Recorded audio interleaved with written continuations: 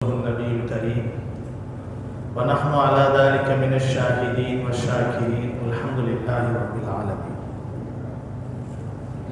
எல்லா புகழும் ஏக வல்லவனாம் அல்லாஹ்வுக்கு உரித்தானது. ஸலவாத்தும் சலாமும் சங்கை மிக்க பெருமானார் முஹம்மது முஸ்தபா ஸல்லல்லாஹு அலைஹி வஸல்லம் அவர்களின் மீதும், அன்னாரின் கிளையார்கள், தோழர்கள், சுஹதாக்கள், சாலிஹீன்கள், அலிமார்கள், உலக முஸ்லிம்கள் அனைவரின் மீதும், குறிப்பாக இங்கே வருகை தந்திருக்கக்கூடிய நம் அனைவரின் மீதும் எல்லாம் வல்ல அல்லாஹ்வின் பேரருளும் பேருபகாரமும் என்றென்றும் நிரந்தரமாக நிலவட்டுமாக. சங்கைக்கும் பெருமதிப்பிற்கும் உரிய பெரியார்களே, கண்ணியத்திற்குரிய எல்லாம் வல்ல அல்லாஹ்வின் நல்லடியார்களே, அல்ஹம்துலில்லாஹ், புனிதமான ரமலான் மாதம் நிறைவடைந்து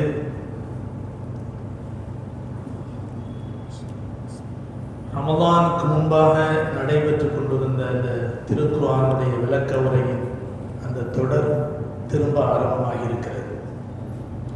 அல்ஹம்துலில்லாஹ், இந்த திருக்குர்ஆன் விளக்க உரை அடியேன் வந்ததற்கு பிறகு ஆரம்பிக்கப்பட்டு ஏறக்குறைய 4 வருடங்களுக்கு மேலாக இருந்தன. 4 வருடங்களில் சூரத்துல் நஹல் என்ற அத்தியாயம் விளக்கமாக கூறப்பட்டு முடிவடைந்திருக்கிறது. அடுத்தது சூரத்துல் பனு இஸ்ராயில் என்ற அத்தியாயம் இப்போது ஆரம்பிக்கப்பட்டு 4வது வசனத்தினுடைய விளக்கத்திலே நாம் இப்போது இருந்து கொண்டிருக்கிறோம். திருக்குர்ஆனுடைய விளக்க உரை என்பது திருக்குர்ஆனை வெறுமனே ஓதுவது மட்டும் முக்கியமல்ல, ஓதுவதற்கும் நன்மை நிச்சயமாக இருக்கிறது, அர்த்தம் இதே கிடையாது, சந்தேகமே கிடையாது. ஆனால் திருக்குர்ஆன் அருளப்பட்டதற்கான முக்கிய காரணமே அதை சிந்தித்து அதை கருத்துக்களை விளங்கி செயல்படுவதற்காக வேண்டிதான். திருக்குர்ஆனுடைய விளக்கத்தை நாம் எடுத்து பார்க்கும்போது இதை தொடராக வரக்கூடியவர்கள் எல்லோருக்கும் தெரியும். ஒவ்வொரு வாரமும் எவ்வளவு அற்புதமான கருத்துக்கள் அதில் நிறைந்திருக்கின்றன என்பதை நம்மால் புரிந்து கொள்ள முடியும். திருக்குர்ஆன் முழுமைக்கும் இப்போ நம்ம வச்சு நடத்தி கொண்டிருக்கக்கூடிய இந்த தஃசீருடைய பெயர் இப்னு கஸீர்னு சொல்லுவாங்க. இதே மாதிரியான அளவில் 4 பாகங்கள் இருக்கின்றன. 4 பாகங்கள் இருக்கின்றன. அதே போல தஃசீர் ஹாசின், அதுவும் 4 பாகங்கள் இருக்கின்றன. தஃசீர் உருதுவிலே இருக்கக்கூடிய மஆரிஃபுல் குர்ஆன் சொல்லுவாங்க, அது 10 பாகம் இருக்கு. தஃசீருர் ராஸி 21 பாகங்கள் இருக்கின்றன. சில உலமாக்களுடைய அறைக்கு நாம் செல்வோமேயானால் ஒரு தஃசீர் மட்டுமே ஒரு லைன் நிறைவேறும். ஆனால் அதெல்லாம் குறைவு. அலி ரலியல்லாஹு அவர்கள் சொல்கிறார்கள், பிஸ்மில்லாஹிர் ரஹ்மானிர் ரஹீம் என்பதற்கு மட்டும் நான் விளக்கம் சொன்னேனால் அந்த விளக்கத்தை எழுதி முடித்து அதை சுமக்க வேண்டும் என்றால் ஒட்டகம் முழுவதும் பல பொதிகளை சுமந்து செல்லலாம். பிஸ்மில்லாஹிர் ரஹ்மானிர் ரஹீம் மட்டும் சொல்லப்படக்கூடிய தஃசீர் அவ்வளவு அற்புதமான கருத்து சுரங்கங்கள் நிரம்பியதுதான் திருக்குர்ஆன். உண்மையிலேயே இந்த திருக்குர்ஆனுடைய சமுதாயமாக நாம் பிறந்திருப்பது மட்டுமல்ல, இந்த குர்ஆனுடைய விளக்கத்தை கேட்கக்கூடிய பெரும் பாக்கியத்தை அல்லாஹ் நமக்கு தந்திருக்கிறான். பார்த்தீங்களா, இது பெரிய பாக்கியம். உண்மையிலேயே அல்லாஹ் நமக்கு தந்திருக்கக்கூடிய பெரிய பாக்கியம். அப்படிப்பட்ட அந்த விளக்கத்தில் சூரா பனு இஸ்ராயிலுடைய விளக்கம் சமீபமாக ஆரம்பிக்கப்பட்டிருக்கிறது. இது ஆரம்பிக்கப்பட்டு ஏறக்குறைய ஒரு 7-8 வாரங்கள் ஆகிருக்கும். ஆனால் அந்த முதல் வசனமாகிய சுப்ஹானல்லதி அஸ்ரா பி அப்திஹி லைலன் மினல் மஸ்ஜிதில் ஹராம் இலல் மஸ்ஜிதில் அக்ஸா என்ற அந்த வசனத்துக்கு மட்டுமே ஒரு 4-5 வாரங்கள் விளக்கங்கள் நடந்தது, ஒரே ஒரு ஆயத்துக்கு. காரணம் என்னன்னு சொன்னால், அதில் சுப்ஹானல்லதின்னு அல்லாஹ் ஆரம்பிக்கிறான். அல்லாஹ் பரிசுத்தமான. பொதுவாக அல்லாஹ் சுப்ஹானஹு வ தஆலா தனக்குரிய தஸ்பீஹை பல அமல்களிலே அல்லாஹ் உருவாக்கி தந்திருக்கின்றான். பல அமல்களிலே அதை அல்லாஹ் தஆலா ஊடுருவ வைத்திருக்கிறான். ருக்குல என்ன ஓதணும்? சுப்ஹான ரப்பியல் அதீம் தஸ்பீஹ். சுஜூதுல சுப்ஹான ரப்பியல் ஆலா, அதுவும் தஸ்பீஹ். சமி அல்லாஹு லிமன் ஹமீதா, அல்லாஹ்வை புகழ்ந்தது யாரோ அதை கேட்கிறான் அல்லாஹ். அதே போல ஒவ்வொரு தொழுகைக்கு பின்னால் சுப்ஹான் அல்லாஹ், அல்ஹம்துலில்லாஹ், அல்லாஹு அக்பர் ஓதுகிறோம். அதே போல சுப்ஹான் அல்லாஹி வ பிஹம்திஹி சுப்ஹான் அல்லாஹில் அதீம்.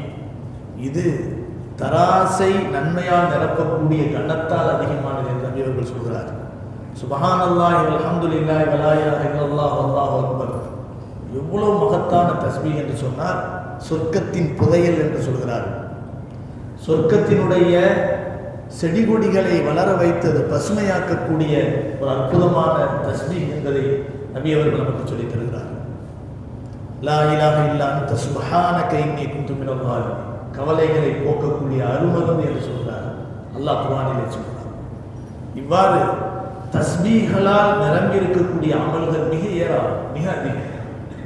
அந்த தஸ்பீஹை கொண்டு இந்த சூறாவை அல்லாஹ் ஆரம்பிக்கிறார். சுப்ஹானல்லதி, அந்த அல்லாஹ் மிக பரிசுத்தமானவன். அவன் எப்படிப்பட்டவன் என்றால் அஸ்ரா பி அப்திஹி, தன் அடியாரை இரவோடு இரவாக அழைத்து சென்றான். இங்கே மியராஜுக்கு அழைத்து சென்றான் என்று அல்லாஹ் தஆலா சொல்லி காட்டுகிறான். அந்த சுப்ஹானல்லதி, சுப்ஹான் அல்லாஹ் பற்றி நம்ம அந்த வசனத்தில் விளக்கத்தை சொல்றோம். அதே போல இஸ்ரா, இரவோடு இரவாக அழைத்து சென்ற மியராஜினுடைய சம்பவத்தையும் நிகழ்வையும் நம்ம சில வாரங்கள் சொல்லுவோம். அது அல்லாமல் அந்த மியராஜிலே கண்ட காட்சிகள் அற்புதமான காட்சிகள், அதெல்லாம் நம்முடைய வாழ்க்கைக்கு தேவையான படிப்பினைக்குரிய அற்புதமான செய்தி. நபி அவர்கள் கண்ட அந்த நரக காட்சிகள், சொர்க்க காட்சிகள், நரகவாசிகளுடைய நிலைகள், சொர்க்கவாசிகளுடைய நிலைகள், இதையெல்லாம் நம்ம என்ன செஞ்சோம் சொல்லி காட்டுறோம். அதே போல மஸ்ஜிதுல் அக்ஸா இருக்கு. இலல் மஸ்ஜிதில் ஹராம், மினல் மஸ்ஜிதில் ஹராம் இலல் மஸ்ஜிதில் அக்ஸா. மஸ்ஜிதுல் ஹராமிலிருந்து அக்ஸா வரைக்கும் சென்று விட்டு மேராஜுக்கு போறாங்க. அக்ஸா, மஸ்ஜிதுல் அக்ஸா இன்னைக்கு உலகமே கவனமாக பார்த்து கொண்டிருக்கக்கூடிய ஒரு இடம் மஸ்ஜிதுல் அக்ஸா, பைத்துல் முகத்தஸ். உலகத்தில் யாருக்குமே அந்த பள்ளிவாசல் பற்றி தெரியாமல் இருக்காது, எல்லாருக்கும் தெரியும். காரணம், அதை சுற்றி நடைபெற்று கொண்டிருக்கக்கூடிய அந்த பிரச்சனைகள்.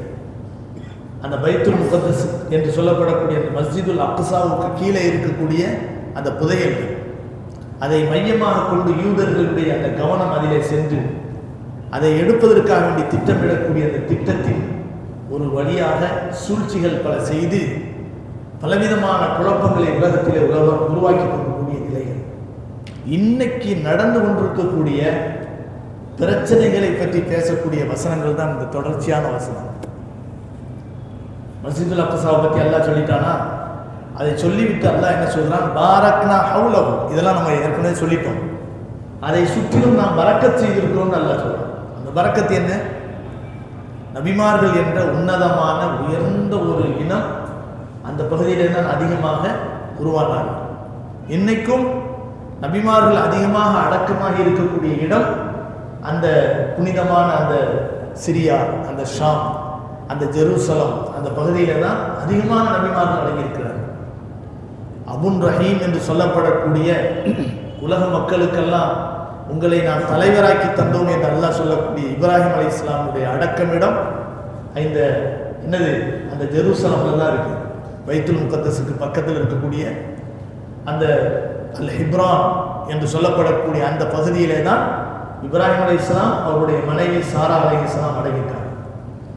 அவர்களுடைய கபூர்களும் அதே போல அவர்களுடைய மகன் இஸ்ஹாக் அலைஹிஸ்ஸலாம் அவருடைய மனைவி, இந்த 4 பேர் ஒரே இடத்துல அடங்கியிருக்காங்க. இன்னைக்கும் நம்ம அல் ஹிப்ரான் என்று சொல்லப்படக்கூடிய அல் ஹலீல், அல் ஹிப்ரான்ங்கிறது வந்து பழங்காலத்து பேர். 5000-6000 வருடங்களுக்கு முன்பாக தௌராத்திலே கூட அந்த நகரத்துக்கு பேர் அல் ஹிப்ரான் தான் சொல்லப்படும்.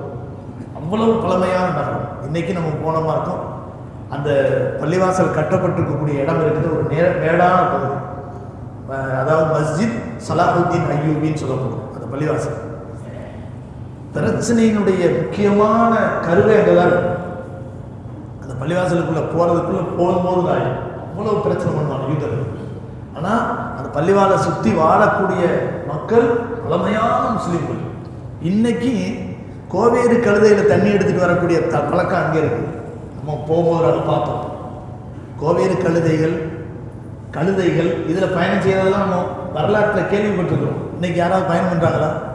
நம்ம ஊரில் மண்ணான் அப்படிங்கிற அந்த துணியை ஏற்றிக்கிட்டு வச்சுக்கிட்டு இருந்தாங்கன்னு சொல்லுவாங்க.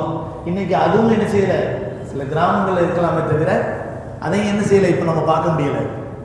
ஆனால் அந்த பழக்கம், அந்த கழுதையில் பயணம் செய்யக்கூடிய பழக்கம், அந்த கழுதையிலே தண்ணீர் சுமந்து வரக்கூடிய பழக்கம் இன்னைக்கு அந்த பகுதியில் இருக்குது. அந்த மக்கள் பழங்காலத்து மக்களாக இன்றைக்கும் இருந்துகிட்டு இருக்கிறாங்க. அந்த பகுதியில் நம்ம போகும்போது பார்த்தோம், அதாவது ஜும்மாவுடைய தொழுகைக்கு முன்னால் நாங்கள் போகிறோம்.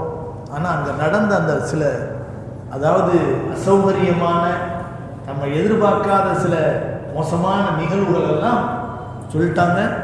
இங்கே இருந்தீங்களாங்க பிரச்சனை வரும், நீங்கள் உடனே போங்க அப்படின்ட்டாங்க.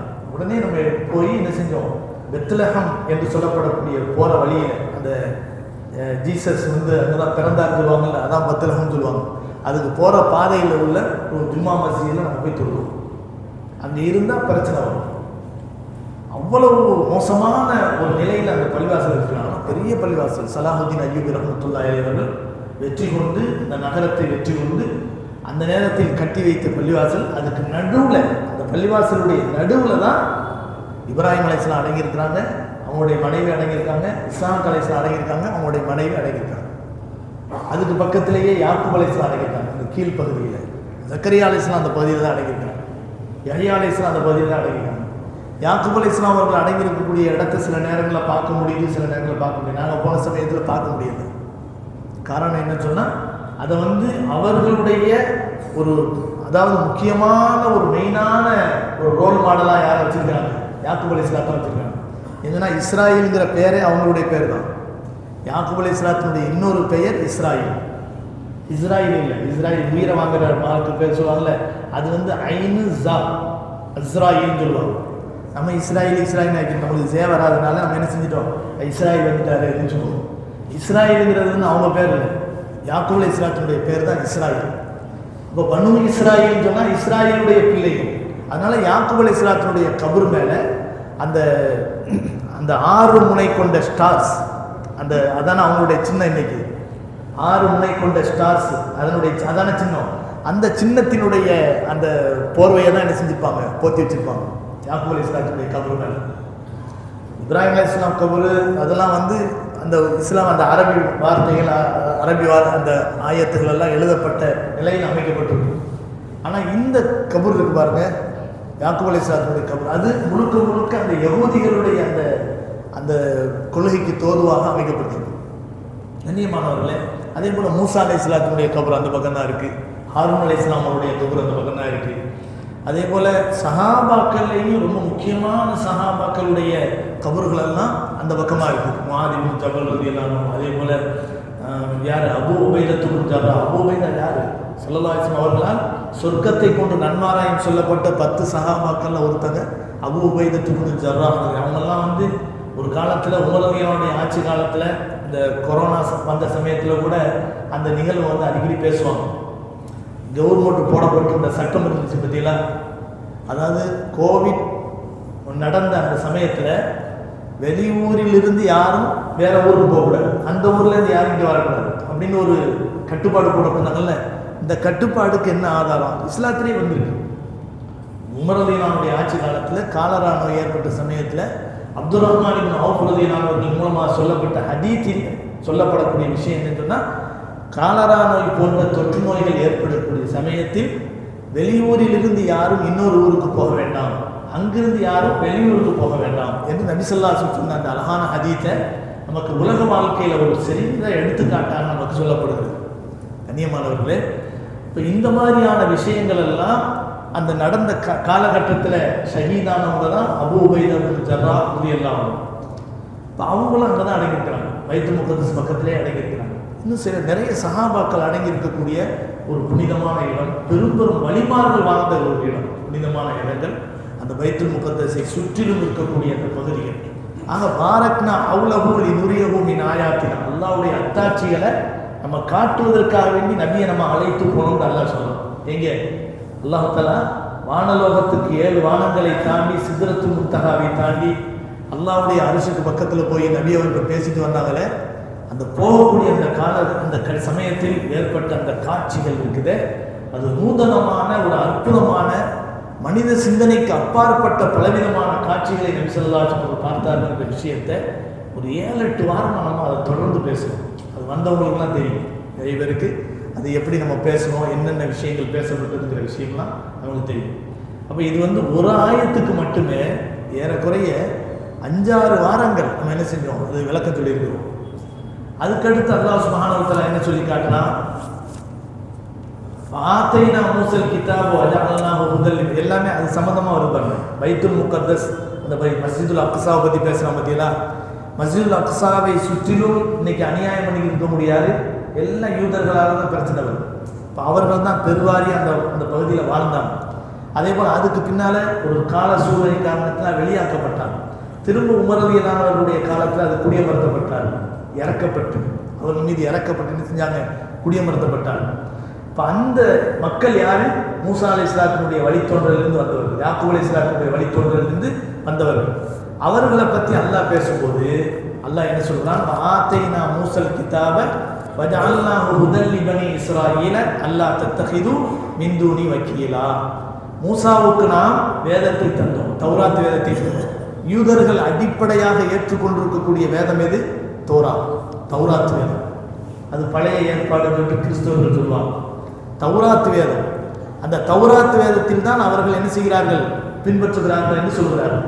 கிறிஸ்துவர்கள் பின்பற்றக்கூடிய வேதம் இஞ்சில் வேதம், அது பைபிள் இன்னைக்கு சொல்றாங்க. இப்போ அல்லாஹ் என்ன சொல்றாங்கன்னா, நீ பைத்துல் முகத்தஸை அடிப்படையாக கொண்டு குடியமர்ந்திருக்கக்கூடிய நீ இவ்வளவு பெரிய விகாரமான முறையில, விதர்ப்பமான முறையில முஸ்லிம்களை நீ அணுகுகிறாய். ஆனால் உன்னுடைய வழிகாட்டலுக்குரிய வேதமாக நாம் தந்தது எதை, தௌராத் என்ற வேதத்தை. வஆத்தைனா மூசல் கிதாப வஜஅல்னாஹு ஹுதல் லிபனி இஸ்ராயீல், தௌராத் வேதத்தை நாம் தந்தோம், அதை பனு இஸ்ரவேலர்களுக்கு நேர்வழி காட்டக்கூடியதாக ஆக்கினோம் அப்படின்னு நல்லா சொல்றோம். ஹுதல் லிபனி இஸ்ராயீல் அல்லா தத்தகிது மின் தூனி வக்கீலா. அந்த வேதம் உருவாக்கிய முக்கியமான கொள்கையில் ஒரு முக்கியமான கொள்கை என்ன தெரியுமா, அல்லாஹ் அல்லாதவர்களை பாதுகாவலராக ஆக்கிக்கொள்ளக்கூடாது. இன்னைக்கு முழுக்க இன்னைக்கு கூட்டணி சேர்ந்தது பாதுகாப்புக்காக வேண்டி, தன்னை அரணாக ஆக்கி கொண்டது எல்லாமே எதுக்காக வேண்டி, அதாவது இன்னைக்கு நம்ம அடிக்கடி சொல்லுவது கொள்கை என்ற ரீதியில, கொள்கை என்பது நம்முடைய உயிர் மூச்சை போல அப்படிங்கிற ஒரு நிலை யூதர்களுக்கு இருக்குமே. ஆனால் பரம விரோதிகளாக எதிரும் புதிருமாக இருக்க வேண்டியவர்கள் யார் தெரியுமா, யூதர்களும் கிறிஸ்துவர்கள் தான். ஆனா இன்னைக்கு உலக முஸ்லிம்களை அழிப்பதற்காக வேண்டி கைகோர்த்து கொண்டிருக்கக்கூடிய உடன்பிறவா சகோதரர்களாக இருக்கக்கூடியவர்கள் யாரு, யூதர்களும் கிறிஸ்துவர்கள். எல்லா இடத்திலையும் அல்லாஹ் தஆலா யூதர்கள் கிறிஸ்துவர்களை இணைச்சே பேசுறான். ஏன்னு சொன்னா இவன் 2 பேரும் கொள்கையால எதிரி, ஆனா உலகத்துல ஏற்படுத்தக்கூடிய குழப்பத்துக்கு கூட்டணி. அப்படித்தான் இருக்கிறாங்க. யா அய்யுஹல்லதீன ஆமனு லா தத்தகிதுல் யஹூத வன் நஸாரா அவ்லியா, யஹூதிகளையும் நஸாராக்களையும் நீங்கள் என்ன செய்யாதீங்க, நீங்கள் உங்களுடைய பாதுகாவலர்களாக ஆக்கிக் கொள்ளாதீர்கள் அப்படின்னு அல்லாஹ் சொல்றான். இந்த மாதிரி பல இடங்கள்ல இன்னல்லதீன ஆமனு வல்லதீன ஹாது வன் நஸாரா, யஹூதிகள் நஸாராக்கள் ரெண்டையும் சேர்த்து அல்லாஹ் தஆலா சொல்லி காட்டுறான். பல இடங்கள்ல குர்ஆன்ல எப்படி அக்கீமுஸ் ஸலாத்த வ ஆத்து ஸக்காத்துன்னு சொல்லிட்டு அல்லாஹ் ஒட்டி பேசுறானோ, யூதர்களையும் கிறிஸ்துவர்களையும் இணைச்சே தான் பேசுறான். காரணம் என்ன சொன்னா, வழித்தோன்றல் என்ற அடிப்படையில் அவங்க 2 பேரும் ஒரே குடும்பம் தான். ஆனா கொள்கை ரீதியாக பார்த்தீங்கன்னு சொன்னா நேர் எதிரும் புதிருமானவர்கள். ஆனா இஸ்லாமிய மார்க்கத்தை அழிக்க வேண்டும், முஸ்லிம்களை கேவலப்படுத்த வேண்டும், முஸ்லிம்களுடைய நாடுகளை துவம்சம் செய்ய வேண்டும், முஸ்லிம்களுடைய நிம்மதியை குலைக்க வேண்டும் என்ற அடிப்படையில் இன்னைக்கு கரம் கோர்த்து கொண்டவர்கள் எல்லாமே, அதாவது எதிரிக்கு எதிரி நண்பர் அப்படிங்கிற மாதிரி. ஒருத்தர் இங்கேருந்து போய் பேசினார், நாங்கள் தாய் நாடு நீ தந்தை நாடு, அதோட அழிஞ்சு போச்சு. நாங்கள் தாய் நாடு தந்தை நாடு, தந்தையை காணும். இப்போ எல்லாம் என்ன ஆச்சுன்னு தெரியல. எப்போ போய் முஸ்லிமத்தை பிடிச்சவன் பேசுறானோ அதோடு முடிஞ்சு போச்சு. அந்த நாடே துவம்சமாகி இன்னைக்கு அவ்வளவு பெரிய சிரமத்தில் மக்கள் பாவம். அதாவது யூதர்கள் எல்லாமே முஸ்லிம்களுக்கு எதிரி இல்லை, அதை நல்லா புரிஞ்சுக்கணும். ஜியோனிஸ்ட் என்று சொல்லக்கூடிய ஒரு இனம், அவன் தான் நம்மளுக்கு இஸ்லாத்துக்கு விரோதியாக இருக்கிறானே தவிர அந்த நாட்டில் இருக்கக்கூடிய மக்களே என்ன செய்கிறாங்க, அந்த மாதிரியான ஆட்களுக்கு எதிரானது தான். இந்த நம்ம நாட்டில் பார்க்குறோமே, எவ்வளவு ரத்தமும் சதையும் மாதிரி நம்முடைய இனத்து, அதாவது இந்துக்களாக இருக்கக்கூடிய எத்தனை மக்கள் நமக்கு ரொம்ப உயிரே கொடுக்கக்கூடிய நிலைமையில் இருக்கக்கூடியதான் இருக்காங்கன்னு நம்ம நாட்டில் பார்க்க தானே செய்யும். எவ்வளவு அந்நியமாக இருக்கிறோம், எவ்வளோ பாசமாக பழகிக்கிறோம், வழுதுறோம். ஆனால் இதுலேயும் சில பேர் மோசமான ஒரு கொள்கையோடு என்ன செஞ்சிருக்காங்க, ஊடுருவி இருப்பதின் காரணத்தினால் நமக்கு மத்தியில் எல்லாருமே ஒரு மாதிரி தெரியுது. அதே மாதிரி கிறிஸ்துவர்கள் இன்னைக்கும் முஸ்லீம்களை காசாவில் அடிக்கக்கூடிய, பலஸ்தீனில் அடிக்கக்கூடிய அந்த சமயத்தில் லட்சக்கணக்கான மக்கள் அமெரிக்காவில் திரண்டு போராடிய மக்கள் யாரு? கிறிஸ்துவ மக்கள். ஆனால் அடக்குமுறையால் ஆதிக்கம் செலுத்தக்கூடிய ஆட்சியாளர்கள் சில நேரங்களில் பொதுமக்கள் என்னதான் போராட்டம் நடத்தினாலும் அதை கண்டுக்கிறதே கிடையாது. ஆனால் ஒரு காலத்தில் அதுக்கு ஒரு முடிவு வரும் அப்படிங்கிற நிலைமையினுடைய அந்த அடையாளங்கள் இன்னைக்கு கொஞ்சமாக அல்லாஹ்வுத்தாலா நமக்கு காட்டிக்கிட்டு இருக்கான். கண்ணியமானவர்களே, அல்லாஹ் இங்கே என்ன பேசுகிறாங்கன்னா, நீ இவ்வளவுலாம் அநியாயம் பண்றியல்ல, உனக்கு வழிகாட்டலாக அனுப்பப்பட்ட வேதம் தௌராத் வேதம், அதை நேர்வழிக்காக வேண்டி அனுப்பியிருந்தேன். அந்த நேர்வழியில் ஒரு முக்கியமான ஒரு கொள்கை என்னன்னு சொன்னால், அல்லாஹ் அல்லாதவர்களை நீ துணையாக ஆக்கி கொள்ளக்கூடாது அப்படின்னு அல்லாஹ் சொன்னான். அப்படி சொல்லிட்டு அதுக்கடுத்து அல்லாஹ் சொன்னான், இவங்க எல்லாரும் யார் தெரியுமா? நான் மூசாவோடு உன்னுடைய இனத்தை நான் தனியாக பிரித்து பார்க்கல, யாக்கூப் அலைஹிஸ்ஸலாத்துடைய பிள்ளைகள் என்று உன்னை நான் பிரித்து பேசல, மாறாக உன்னுடைய இனம் மனித இனத்தோடு ஒட்டி பிறந்தது. ஆதமிலிருந்து உன்னுடைய உறவுகளின் தொடர்புகள் இருக்கின்றன. அதனால உலகத்தில் இருக்கக்கூடிய ஒட்டுமொத்தமான மனித சமுதாயம், அவர்கள் யூதர்களாக இருந்தாலும், கிறிஸ்துவர்களாக இருந்தாலும், முஸ்லிம்களாக இருந்தாலும், பௌத்தர்களாக இருந்தாலும், ஜெயினர்களாக இருந்தாலும், இந்துக்களாக இருந்தாலும், யாராக இருந்தாலும் அனைவரும் ஒரு தொப்புள் கொடி மக்கள் தான். இது நல்லா சொல்லலாம்.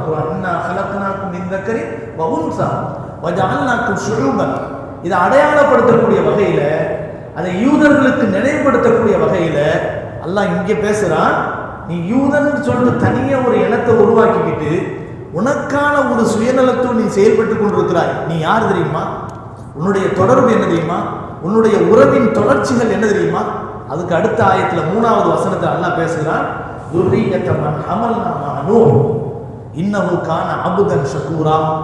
நூஹ் அலைஹிஸ்ஸலாம் காலத்தில் ஏற்பட்ட உலகளாவிய வெள்ளப்பெருளை இருக்கு பாருங்க. இதெல்லாம் நம்ம ஏற்கனவே பேசியிருக்கிறோம். இது எதுக்கு நம்ம சொல்றோம் சொன்னா, இடையில 1.5 மாசம் கழிஞ்சு போன சமயத்தில் முன்னால என்ன பேசணுங்கிற ஒரு தொடர்ச்சி நமக்கு கிடைக்கணுங்கிறதுக்காக தொடரா வரக்கூடியவர்களுக்கு இந்த தொடர்ச்சி நமக்கு கிடைக்கணும். நம்ம இதை பற்றி தான் கேட்டோம். இப்போ இனி வரக்கூடிய விஷயங்கள் இது தொடர் சொந்தபந்தமானது அப்படிங்கிற விஷயத்தை நம்ம விளங்கிக்கிறதுக்காக வேண்டி தான் இவ்வளவு நேரம் எடுத்து இதை பற்றி பேசுகிறோம்.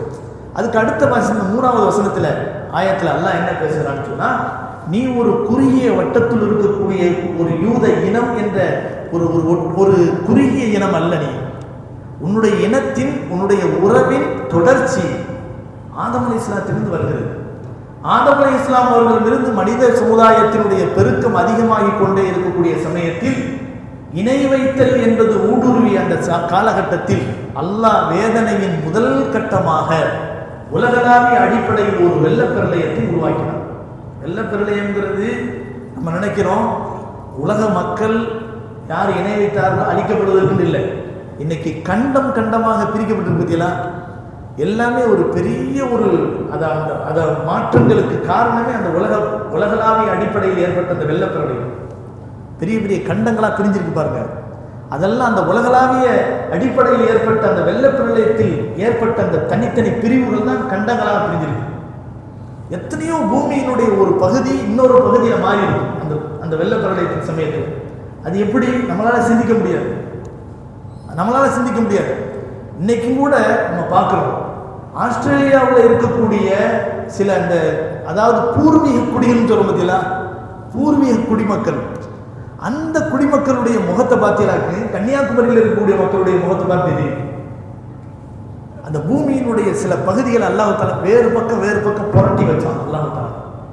அதுக்கு முன்னால பூமி முழுவதும் ஒரு பந்து மாதிரி, அதுல வேற எந்த விதமான கண்டங்கள் கிடையாது, நகரங்கள் கிடையாது, நாடுகள் கிடையாது, எந்த விதமான பிரிவுகளும் கிடையாது. கடல் தான் ஒரே இடத்துல இருக்கும், எல்லா நகரங்கள் தான் ஒரே இடத்துல இப்படிதான் இருக்கு, தரை கடல் இப்படி. ஆனா அல்லாஹ்வுத்தாலா அந்த வெள்ளப்பிரளயத்தின் மூலமாக தனித்தனியா பார்த்து பிரிச்சான். மக்கள் விரிந்து வாழ்வதற்கான ஒரு அழகான வழித்தடங்களை அல்லாஹ் தஆலா உருவாக்கி கொடுத்தான். இது ஒரு பெரிய ஒரு ஆராய்ச்சி பூர்வமான ஒரு செய்தி. இது கண்ணியமானவர்களே, அல்லாஹ் என்ன சொல்றான்னு சொன்னா, நீ உன்னை ஒரு குறுகிய வட்டத்துக்குள் ஒரு இனமாக நீ ஆக்கிக் கொள்ளாது. உன்னுடைய இனத்தின் தொடர்ச்சி நூஹ் அலைஹிஸ்ஸலாமுடைய காலத்தில் உருவான அந்த அதாவது அந்த கப்பலில் ஏறினாங்க பார்த்தீங்களா, உலகளாவிய அடிப்படையில் ஏற்பட்ட அந்த வெள்ளப்பிரளயத்தின் சமயத்தில் யார் ஈமானோடு வாழ்ந்தார்களோ அந்த மூமின்கள் அவர்களை மட்டும் கப்பலில் ஏற்றுக்கன்னு அல்லாஹ் சொன்னாங்க. அந்த கப்பலில் ஏற்றப்பட்ட அந்த மக்கள் மொத்தம் 80 பேர், 85 பேர் தான் மொத்தமே. மொத்தம் எத்தனை பேர்? மொத்தம் 85 பேர் தான். இன்னைக்கு உலகளாவிய அடிப்படையில் எத்தனை மக்கள் இருக்கிறாங்க? அந்த பயங்கரமான வெள்ளப்பிரளயம் ஏற்பட்டு உலகம் முழுவதும் அப்படியே தரைமட்டமாக அழிக்கப்பட்டதுக்கு பின்னால கப்பலில் ஏற்றப்பட்ட அந்த உயிரினங்களும் மனித இனத்தினுடைய அந்த 80 சொச்ச நபர்களும் மட்டும்தான் உலகத்தில் உயிரோட இருக்கிறாங்க. ஜூதி என்ற மலையின் மீது அந்த கப்பல் சென்று ஒதுங்கியதுன்னு அல்லாஹ் குர்ஆன்ல சொல்லி காட்டுறான். இறங்குனதுக்கு பின்னால நூஹ் அலைஹிஸ்ஸலாம் அவர்கள் அல்லாஹ்ட்ட துஆ செய்றாங்க. ஃபைதஸ்தவைத அன்த வ மன் மஅக அல் ஃபுல்கி ஃபக்குல் அல்ஹம்துலில்லாஹி அல்லதி நஜ்ஜானா மினல் கௌமில் ஸாலிமீன் ரப்பி அன்ஸில்னி முன்ஸலன் முபாரக்கன் வ அன்த கைருல் முன்ஸிலீன். இது நம்ம எங்கேயாவது பயணம் போனோம்னு சொன்னா அந்த எங்கேயாவது போய் தங்க வேண்டிய ஒரு சூழ்நிலை புது ஊரில் போய் தங்க வேண்டிய வச்சுக்கிறீங்களேன், இந்த ஆயத்தை ஓதணுங்கிறாங்க. நீங்கள் பூமியிலே நீங்கள் இறங்கினால் அந்த வமம் மஅக ஃபுல் ஃபக்குல் அல்ஹம்துலில்லாஹி அல்லதி நஜ்ஜானா, கப்பலில் நீங்கள் ஏறின உடனே அல்லாஹ்வை புகழுங்க. அல்ஹம்துலில்லாஹி அல்லதி நஜ்ஜானா மினல் கௌமில் ஸாலிமீன். நீங்கள் அநியாயம் செய்யக்கூடிய கூட்டத்துக்கு எங்களை காப்பாற்றி அல்லாஹ்வுக்கே எல்லா புகழும் அப்படின்னு புகழுங்க அப்படின்னு அல்லாஹ் சொல்றான். சொல்லிட்டு அவங்க இறங்கினதுக்கு பின்னால கால ரப்பி அன்ஸில்னி முன்ஸலம் முபாரக்கன் வ அன்த கைருல் முன்ஸிலீன். பரக்கத் பொருந்திய புனிதமான பூமியில நாங்கள் வசதியா வாழக்கூடிய பாக்கியத்தை கொடு. வாந்த கைருல் முன்ஸிலீன், வாழ்வாதாரங்களை தந்து எங்களுக்கு வாழ்க்கையை தரக்கூடிய நீயாக இருக்கிறாய் அப்படிங்கிற துவாவையும் நம்ம செய்யணுங்கிறாங்க. நம்ம எங்கேயாவது புதுசாக ஒரு இடத்துக்கு போனோம். கண்ணியமானவர்களே, இப்போ இந்த அடிப்படையில் நூஹ் அலைஹிஸ்ஸலாம் அவர்கள் என்ன செய்கிறாங்க, பூமிக்கு வர்றாங்க. அந்த கடல் அந்த பயங்கரமான அந்த வெள்ளப்பிரளயிலிருந்து காப்பாற்றப்பட்டு மக்கள் எல்லாம் பூமியில் வாழக்கூடிய ஒரு சூழ்நிலைக்கு வரும்போது திரும்பவும் ஆதம் அலைஹிஸ்ஸலாத்தினுடைய அந்த இனத்திலிருந்து மனித இனம் ஆரம்பமானதை போல அந்த 80 நபர்களிலிருந்து தான் திரும்பவும் மனித இனம் என்ன செய்கிறது, திரும்ப துவங்குது. அதனால தான் நூஹ் அலைஹிஸ்ஸலாத்துக்கு இரண்டாம் ஆதம்னு சொல்லுவாங்க. அல்லாஹ் தஆலா இந்த விஷயத்தை அல்லாஹ் சொல்லி என்ன செய்யறான்னு சொன்னா, யூதனே, யூத இனத்தை சார்ந்தவனே, நீ ஒரு குறுகிய வட்டத்திற்குள் இருக்கக்கூடிய உலகத்தையே ஆட்சி செய்யக்கூடிய அதிகாரத்தை பெற வேண்டும் என்று துடிக்கக்கூடிய ஒரு சுருக்கமான ஒரு இனத்துக்கு சொந்தக்காரன் அல்ல. நூஹ் அலைஹிஸ்ஸலாத்துடைய கப்பலில் ஏற்றப்பட்ட அந்த இனத்திலிருந்து பிறந்தவன் தான் நீ. அதனால அமெரிக்காவில் பிறந்தவனாலும் சரி, இந்தியாவில் பிறந்தவனாக இருந்தாலும் சரி, கிழக்கத்திய நாடுகளில் இருக்கக்கூடிய ஆஸ்திரேலியாவிலே பிறந்தவனாக இருந்தாலும் சரி, அதே போல மலேசியா, சிங்கப்பூர், இந்தோனேஷியா போன்ற இடங்களிலே பிறந்தவனாக இருந்தாலும் சரி, மேற்கிலே இருக்கக்கூடிய ஐரோப்பா நாடுகளிலே பிறந்தவனாக இருந்தாலும் சரி, எல்லோருக்கும் ஒரு விதமான தொப்புள் கொடை உறவு என்பது இருக்கிறது. யாரும் தனிதானவன் அல்ல. இவன் தனியாக வானலோகத்திலிருந்து இறக்கப்பட்டவன், இவன் தனியாக வானலோகத்து அப்படிலாம் கிடையாது. ஆதம் அலைஹிஸ்ஸலாத்திலிருந்து எப்படி ஒரு உறவு தொடர்ச்சி வருகிறதோ அதே மாதிரி நூஹ் அலைஹிஸ்ஸலாத்துடைய கப்பலில் ஏற்றப்பட்ட அந்த 80 நபர்களினுடைய வழித்தோன்றலின் தொடர்ச்சி உனக்கும் இருக்குது. நீ தனியானவன் அல்ல. நூஹ் அலைஹிஸ்ஸலாம் காலத்தில் ஏற்பட்ட வெள்ளப்பிரளயத்தில் ஒன் இனம்னு அழிந்து இருக்குது. அப்போ எல்லோரும் ஒரு இனம்ங்கிற எண்ணம் உனக்கு நான் வர வேண்டும் அப்படிங்கிற விஷயத்தை அல்லாஹ் படிப்பினையா சொல்லிட்டு இந்த புதிய வழித்தோன்றலை உருவாக்கி அந்த நூஹ் இருக்கிறாரே, அவர் எல்லாருக்கும் ரோல் மாடலா இருந்தார். அவர் உனக்கு காட்டிய வழிமுறைகளில் ஒரு முக்கியமான ஒரு வழிகாட்டல் என்ன தெரியுமா, இன்னஹு கான அப்தன் ஷக்கூரா, உன்னை மாதிரி நன்றி கெட்டவராக இருக்கல, நன்றி உள்ள அடியாராக இருந்தார் அப்படின்னு அல்லாஹ் சொல்றான். அதுக்கு அடுத்த வசனம் 4வது வசனம் அல்லாஹ் என்ன சொல்றான், இதை பற்றி நம்ம பேசிக்கிட்டு இருந்தோம். என்னன்னு சொன்னா, வகலைனா இலா பனி இஸ்ராயீல ஃபில் கிதாப் லதுஃப்ஸிதுன்ன ஃபில் அர்தி மர்ரத்தைன் வலதஅலுன்ன உலுவன் கபீரா. பனு இஸ்ரவேலர்கள் இதெல்லாம் கேட்டுட்டு ஒன்றும் படிக்கணும் பெறல. அதனால நாம் அவர்களின் மீது விதியாக்கினோம். வேதத்திலே அவனுக்கு நம்ம சொல்றோம், லதுஃப்ஸிதுன்ன ஃபில் அர்தி மர்ரத்தைன் வலதஅலுன்ன உலுவன் கபீரா. பூமியில 2 அவகாசம் அவனுக்கு தரப்படும். அந்த 2 அவகாசத்தின் சமயத்திலும் நீ நல்லா இருப்ப. எப்ப நீ அநியாயம் பண்ண ஆரம்பிப்பியோ, மர்வத்தை 2 தடவை நீ என்ன செய்வ, உலகத்துல குழப்பத்தை உண்டாக்கி வல தானும் அனுவன் கபீரா, பெரிய அளவுல நீ வரம்பு மீறுவாய். அப்படி வரம்பு மீறும் போது அல்லாஹ் தஆலா என்ன செய்வான், அவர்களுக்கு அந்த வரம்பு மீறலை தடுப்பதற்காக வேண்டி தடுப்பதற்காக வேண்டி என்ன செய்வான், அவர்களுக்கு அவர்களை தடுக்கக்கூடிய ஒரு இனத்தை உருவாக்கி சாட்டி விடுவான், அவர்கள் மீது சாட்டி விடுவான். அப்படி சாட்டக்கூடிய சமயத்தில் என்ன நடக்கும் தெரியுமா, ஃபைதா ஜாஅ வஅது ஊலாஹுமா வஅஸ்னா அலைக்கும் இபாதல்லனா உலி பஸின் ஷதீதின் ஃபஜாசு ஹிலால் தியார். முதல் தடவை அவர்கள் செய்த அநியாயத்தின் காரணத்தினால் அவர்களின் மீது ஒரு பலமுள்ள ஒரு கூட்டத்தை என்ன செய்தோம், சாட்டினோம். புக்துநசர் என்ற அந்த அரசனை சாட்டினோம், அமாலிகா கூட்டத்தார்களை சாட்டினோம். அவர்கள் என்ன செய்தார்கள், அந்த மக்களை வீடுகளை விட்டு வெளியாக்கி வீடுகளை எல்லாம் தரைமட்டமாக்கினார். அல்லாஹ் குர்ஆன்ல அதை பத்தி சொல்லலாம். அவ் கல்லதி மர்ரா அலா கரியத்தின் வஹிய ஃபாவியத்து அலா உருஷிஹா. உஸைர் அலைஹிஸ்ஸலாம் போய் பார்க்கும்போது அந்த ஜெருசலம் நகரமே தரமட்டமா கிடந்துச்சு. ஜெருசலம் நகரமே பலஸ்தீன் நகரமே தரமட்டமா கிடந்துச்சு. இனிமேல் இந்த நகரத்தை யார் உயிர் கொடுத்து எழுப்புவார், யார் உயிர்ப்பிப்பார், திரும்ப எப்படி இது உண்டாகும் அப்படின்னு நினைச்ச போதுதான் அல்லாஹ் தஆலா அதை அல்லாஹ்னால எதுவும் முடியுங்கிறத காட்டுறதுக்காக நீ உஸைர் அலைஹிஸ்ஸலாத்தை 100 வருஷம் தூங்க வச்சான். குர்ஆன் சொல்கிறது, இது கற்பனையில ஒரு துளியளவும் கற்பனை இல்லாத விஷயம். 100 வருஷம் அல்லாஹ் தூங்க வச்சான். தூங்கி எழுந்ததுக்கு பின்னால் அல்லாஹ் கேட்டான், கம் லபிஸ்த், எவ்வளவு நேரம் நீ தூங்குன? லபிஸ்து யௌமன் அவ் பஅத யௌம், ஒரு நாள் அல்லது 1.5 நாள் தூங்கி இருப்பேன். கால பல் லபிஸ்த மியத ஆமின், இல்லை நீ 100 வருஷம் தூங்கி இருக்கிற. அல்லாஹ் சொன்னான், பல் லபிஸ்த மியத ஆமின் ஃபன்துர் இலா தஆமிக் வ ஷராபிக் லம் யதசன்னா வன்துர் இலா ஹிமாரிக் வலினஜஅலக ஆயத்தல் லின்னாஸ் வன்துர் இலா இலாமி கைஃப நுன்ஷிசுஹா சும்ம நக்ஸுஹா லஹ்மா. அல்லாஹ் சுப்ஹானஹு வ தஆலா இதை என்ன செய்கின்றான், 258வது வசனம் போன்ற வசனங்களிலே எல்லாம் சொல்லி காட்டுகிறான். அப்ப இதுல உணவு வீணாகல, கழுதை மண்ணோடு மண்ணா மக்கி போய் கிடந்ததை பார்த்தோம். அல்லாஹ் தஆலா சொன்னான். அப்ப அதாவது சீக்கிரம் வீணாகுவதை வீணாக்காமல் இருக்கக்கூடிய தன்மையும் அல்லாஹ்வுக்கு இருக்கு. கொஞ்ச நாள் வாழும் என்ற நிலையிலே இருக்கக்கூடியதை மண்ணோடு மண்ணாக மக்கி போகக்கூடிய தன்மையும் மக்கி போகக்கூடிய ஒரு தன்மையை உருவாக்கக்கூடிய ஆற்றலும் அல்லாஹ்வுக்கு இருக்கு. அப்படிங்கிறத அல்லாஹ் வெளிப்படுத்தி காட்டினான். இதை அல்லாஹ் சொல்லி காட்டுகின்ற போது, நீ முதல் தடவை வாக்குறுதி நீ அநியாயம் செய்த போது உன் மீது அந்த மக்களை சாட்டி உன்னை வீட்டை விட்டு வெளியாக்கி அவர்கள் என்ன செய்தார்கள், ஹிலால தியா, உன்னுடைய வீடுகளுக்கு மத்தியில என்ன செய்தார்கள், உன்னை வெளியாக்கினார்கள், நிர்மூலமாக்கினார்கள். நடந்துச்சு. அப்பவும் அந்த யூதர்கள் என்ன செய்யல, படிப்பின பெறல. அதுக்கு பின்னால என்னாச்சு, அவர்களுடைய அந்த அடாவடித்தனங்கள் முடிஞ்சு திரும்ப என்ன செய்து, சுலைமான் அலைஹிஸ்ஸலாம், யாரு, தாவூத் அலைஹிஸ்ஸலாம், சுலைமான் அலைஹிஸ்ஸலாம் இவர்கள்லாம் வர்றாங்க. தாவூத் அலைஹிஸ்ஸலாம் தான் மெயினா அந்த அநியாயம் செஞ்ச கூட்டத்தை தடுத்து அவர்களை ஒடுக்கி திரும்ப என்ன செய்தார்கள், தாவூத் அலைஹிஸ்ஸலாம் அந்த கூட்டத்தில் சேர்ந்தவங்க தான். யாரு, இந்த யூதர்களுடைய அந்த வழித்தோன்றல்களை சேர்ந்தவங்க, நல்ல நபிமார்கள், ஆயிரக்கணக்கான நபிமார்கள் தான். அந்த மக்கள் திரும்ப வர்றாங்க, இந்த ஊருக்குள்ள திரும்ப குடியிருக்கிறாங்க. திரும்ப அவர்களுக்கு பதவிகள், ஆட்சிகள், செல்வங்கள், அதிகாரங்கள் எல்லாம் வர ஆரம்பிச்ச உடனே திரும்ப அநியாயம் பண்ண ஆரம்பிக்கிறாங்க. அல்லாஹ் சுப்ஹானஹு வ தஆலா என்ன செஞ்சா, பிற்காலத்துல ரோமர்களை அவர்கள் மீது சாட்டி விட்டான். ரோமர்களை அடிச்சு துவம்சம் பண்ணாங்க, அவங்க எல்லாம் வெளியாக்குனாங்க. கடைசியா வெளியாக்குனதுக்கு பின்னால அந்த வல்லவனுக்கும் வல்லவன் வருவான்னு சொல்லுவாங்கல்ல, வலவுலா அதஃபுல்லாஹ், நல்லா புரிஞ்சுக்கணும். உலக வரலாற நம்ம உலகத்தையே பார்க்க வேண்டியதில்லை, இந்தியாவை மட்டுமே பார்க்க. இந்தியாவினுடைய வாழ்க்கை வரலாற்றை பார்த்தாலே போதும், ஒரு இனம் இந்த உலகத்தில் நிரந்தரமா ஆட்சி செய்ய முடியாது. அல்லாஹு தஆலா மாத்தி மாத்தி கையில கொடுத்துக்கிட்டே தான் இருப்பான். ஒரு கட்டத்துக்கு மேல வரம்பு மீறல் என்று அதிகமாகும் போது இன்னொரு இனத்தை அங்க கொண்டு வருவான். வரம்பு மீறக்கூடிய அநியாயம் செய்யக்கூடிய ஒரு கூட்டத்தை எல்லாம் நிரந்தரமா வச்சிருக்கவே மாட்டான்.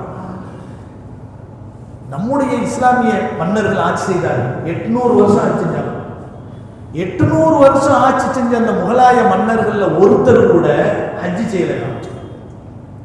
ஹஜ்ஜி செய்யலையா? இன்னைக்கு சாதாரண ஏழைகளா இருக்கக்கூடிய என்னை மாதிரி ஆட்கள்லாம் 2-3 ஹஜ்ஜி செஞ்சிருப்பாங்க, 4 ஹஜ்ஜி செஞ்சிருப்பாங்க.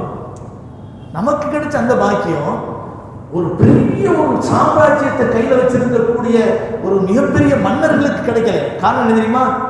நம்ம அந்த ஊருக்கு போயிருக்க நேரம் பார்த்து இவனால் கவுத்தி விட்டுருவாங்க, வேற ஒருத்தன் வந்து அரியாசனத்தில் வந்து உட்காந்து வாங்க, ஆட்சி போயிடும், திரும்பி வரும்போது ஒரு அரசராகவே இருக்க மாட்டார். அந்த மாதிரி மோசடிகள் நடக்கும். அதனாலேயே ஆட்சியை விட்டுறக்கூடாதுன்றதுக்காக நீ என்ன செய்யல, நிறைய பேர் ஹஜ்ஜிக்கு போகல. கடைசி காலத்தில் அநியாயங்கள் அதிகமாகிடுச்சு, மோசமான நிலைகள் உருவாயிடுச்சு, கலாச்சார சீர்கேடுகள். அக்பர் மாதிரியான மோசமான இஸ்லாமிய துரோகிகள் இஸ்லாத்துக்கு எதிராக ஒரு பெரிய மதத்தை உருவாக்கினார்கள். தீன இலாஹி இந்த மதத்தை உருவாக்கினார்கள். தன்னை ஒரு உயர்ந்த நிலையில, அதனாலதான் அவனை பிடிக்கும். இந்தியாக்காரங்களுக்கு வந்து சில இஸ்லாத்துக்கு எதிரியா உள்ளவங்களுக்கு அக்பரை பிடிக்கும், அவுரங்கசீப் ரஹ்மத்துல்லாஹி அலைஹி பிடிக்காது. அவர்கள் பக்கா முஸ்லீமா இருந்தார்கள். இது ஒரு அதாவது ஆக ஒரு இனம் எல்லாம் இருக்கிறது என்பதற்காக வேண்டி அநியாயம் செய்ய ஆரம்பிப்பார்களே, ஆனால் அல்லாஹ் என்ன செய்வான்? அவனை அடக்கிறதுக்கு இன்னொருத்தர் கொண்டு வருவான். அவனை என்ன செய்வான்? அந்த ஆட்சியை விட்டு அகற்றிட்டு அவன் ஆட்சியில் வந்து உட்காருவான்.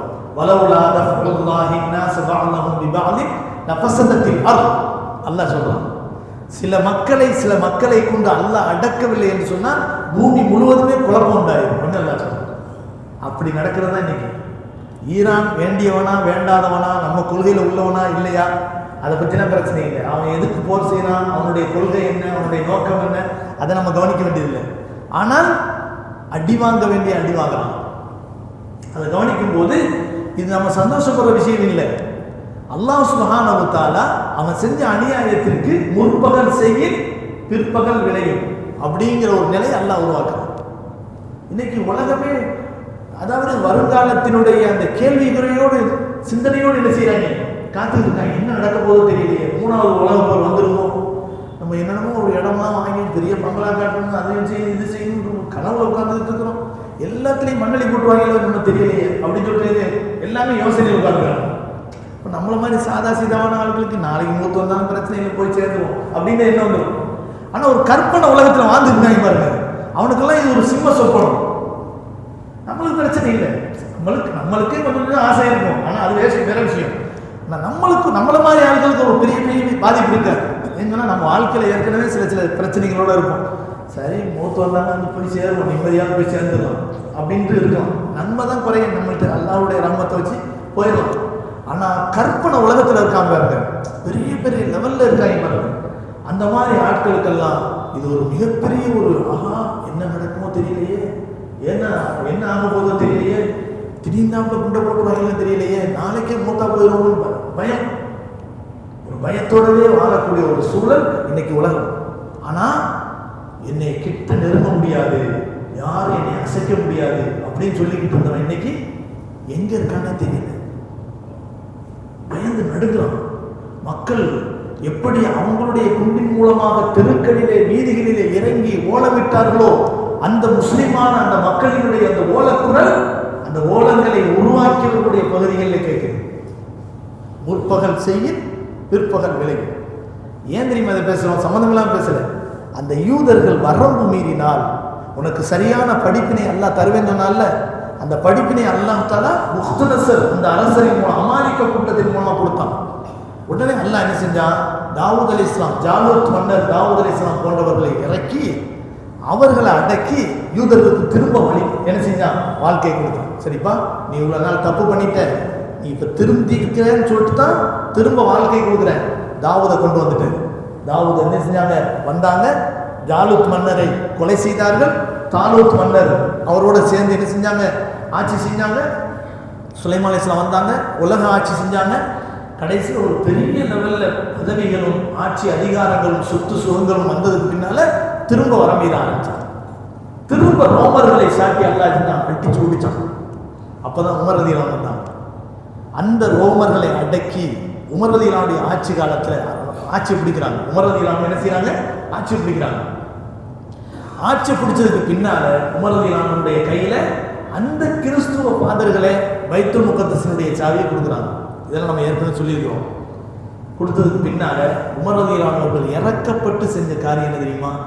யூதர்கள் பாவம் நாடோடிகளாக போயிட்டாங்க, அங்கிருந்து போயிட்டாங்க, அவங்கள கூட்டிகிட்டு வந்து அங்கே வைப்போம் அப்படின்னு சொல்லிட்டு வச்சாங்க.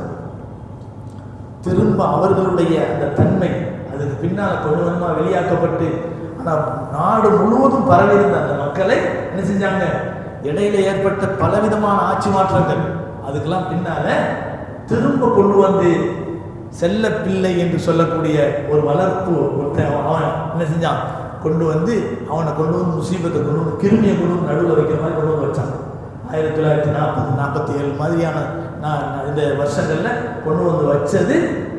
இன்னைக்கு அந்த பகுதியில் வந்து அவன் எந்த பகுதிக்கு போறானோ முசீபத்து முடிச்சு. ஆனால் கியாமத்து நாள் வரைக்கும் ஒரு ஊரில் இதுதான் எங்கள் நாடுன்னு உட்கார்ந்து எந்திரிக்கக்கூடிய நிலைமை அல்லாஹ் அவனுக்கு வருவாய் வைக்கவே மாட்டான். குரிபத் அலைஹிமு தில்லத்து ஐனமா சுகிஃபு இல்லா பிஹப்லின் மினல்லாஹ் வஹப்லின் மினன்னாஸ். அல்லாஹ் குர்ஆன்ல சொல்றான், துரிபத் அவர்களுக்கு இழிவு விதியாக்கப்பட்டு விட்டது. யாருக்கு? யூதர்களுக்கு. துரிபத் அலைஹிமு தில்லத்து ஐனமா சுகிஃபு இல்லா பிஹப்லின் மினல்லாஹ்.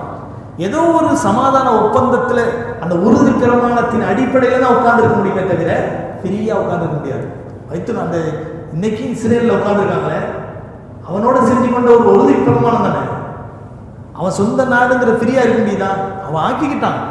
ஆனால் அதே சமயத்தில் இன்னைக்கு என்னாச்சு, இப்போ அல்லாஹ் சுப்ஹானஹு வ தஆலா அந்த வசனத்துக்கு அடுத்து என்ன பேசுறான்னு சொன்னா, அதாவது சும்மா ரதத்னா லக்குமுல் கர்ரத அலைஹிம் வ அம்தத்னாக்கும் பி அம்வாலி வ பனீன வ ஜஅல்னாக்கும் அக்ஸர நஃபீரா. உங்களுக்கு ஏற்பட்ட அந்த பாதகத்தை போக்கி திரும்ப உங்களுக்கு நிறைய பொருளாதாரத்தை தந்தோம், ஆட்சி அதிகாரத்தை தந்தோம், அந்த இருப்பிடங்களை தந்தோம். ஆனால் அதுக்கு பின்னால் என்ன செஞ்சீங்க, நீங்கள் வந்து அநியாயம் செஞ்சீங்க அப்படின்னு சொல்லிட்டு அல்லாஹ் சொன்னால் நமக்கெல்லாம் ஒரு படம் இந்த இதை மட்டும் சொல்லி முடிச்சுருக்கீங்க. இன் அஹ்சன்தும் அஹ்சன்தும் பி அன்ஃபுசிக்கும்.